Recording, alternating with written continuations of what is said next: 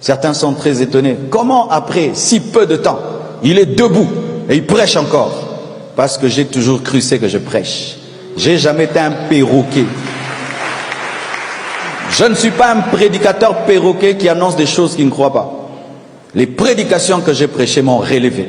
Les enseignements que j'ai annoncés m'ont relevé. Et dit, je me le suis dit. Et cela m'a relevé. Et s'il y en a qui voulaient que je pleure longtemps, je ne suis pas ce genre de personne-là. Je suis un guerrier. Je suis un guerrier. Je suis un guerrier. Je suis un guerrier. Si toi, tu n'es pas de cette race-là, pas de problème, continue à pleurer.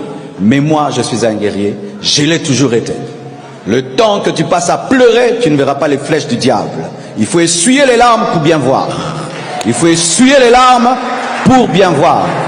Et ne pensez surtout pas qu'aimer une personne, c'est vivre dans la tristesse. C'est ça la mentalité des Congolais et des chrétiens. Quand tu aimes quelqu'un, tu vis dans la tristesse. Quand tu aimes quelqu'un, tu dois vivre pour les enfants que cette personne t'a laissés. Tu dois continuer à te battre pour les enfants qu'il t'a laissés. Car je vois des veufs et des veuves, depuis que le mari est parti, la femme est partie, il est comme ça, il est comme ça. Il n'y a plus de joie dans la maison, les enfants sont plus dans la joie, les enfants sont traumatisés. Et ils disent, c'est parce que j'ai tellement aimé mon mari, tellement aimé ma femme. Mais les enfants alors, ils ont besoin d'un deuil éternel. Les enfants, ils ont besoin de voir maman partir et papa pleurant tous les jours. C'est ça, aimer sa femme. Il y a plusieurs manières d'aimer quelqu'un. Moi, je l'aime en décidant de vivre et à continuer la course et faire mieux que ce que j'avais fait auparavant. Alléluia. Chacun a sa manière de faire son deuil. Alléluia. Parce que nous ne sommes pas identiques.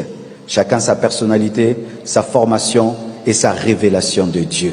Les gens n'ont pas compris lorsque David, son enfant, était malade, a jeûné, il s'est mis dans le cendre. Quand l'enfant meurt, il se lève, il se met de l'huile. Il se met de l'huile. Il met le parfum. On dit, mais comment tu fais ça? Quand l'enfant était malade, tu pleurais. Et tu jeûnais. Et tu avais le sang, la cendre. Maintenant que l'enfant meurt, tu te lèves. Il dit, mais parce que j'ai compris que je ne ferai rien pour le ramener.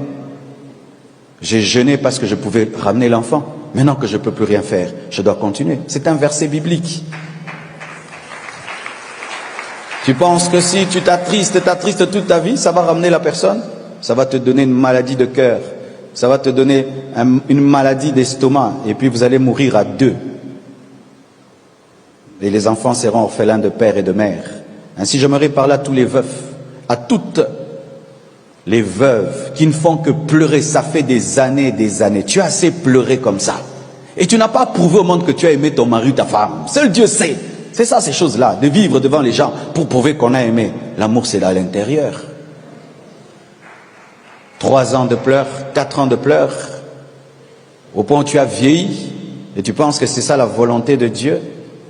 Surtout pour nous les chrétiens, on nous dit quoi? De ne pas pleurer comme ceux qui n'ont pas d'espérance. Nous avons l'espérance que nous nous retrouverons au ciel et que les morts en Christ ne sont pas morts et que la mort du juste a un grand prix aux yeux de Dieu. Il faut s'appliquer la Bible, pas la pensée de l'homme. Amen. Sécher ses larmes, ce n'est pas cesser d'aimer, c'est décider de continuer à vivre pour la gloire de Dieu.